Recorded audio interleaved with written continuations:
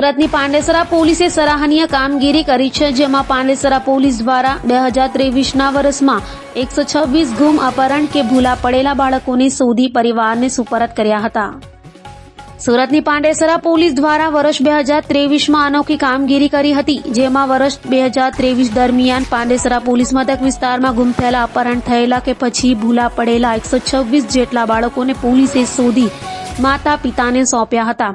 વધુમાં પોલીસે જણાવ્યું હતું કે પાંડેસરા વિસ્તારમાં ઇન્ડસ્ટ્રી વધારે છે, જેના કારણે યુપી, બિહાર, ઝારખંડ સહિત અનેક રાજ્યોથી કામદારો રોજગાર માટે આવતા હોય છે અને તેઓ કામ ધંધે જાય ત્યારે બાળકો એકલા હોય અને ગુમ, અપહરણ કે રમતા રમતા રસ્તો ભૂલા પડવાના કિસ્સાઓ વધ્યા હતા. ત્યારે એક જ વર્ષમાં પાંડેસરા પોલીસે 126 બાળકોને શોધી પરિવારને આપતા તેઓના મોઢા પર ખુશી જોવા મળી હતી. જી, પાંડેસરા પોલીસ સ્ટેશનમાં સને 2023માં વિવિધ પ્રકારની નાના બાળકો ગુમ થવાની અથવા અપહરણ થવાની ફરિયાદો મળેલી છે, જેના ભાગ રૂપે ઝોન 4ની ટીમ, એચ ડિવિઝન તથા પાંડેસરા પોલીસના કુશળ અને પ્રખર મહેનતના ભાગરૂપે કુલ્લે વર્ષના 126 બાળકો શોધી કાઢવામાં આવેલા છે.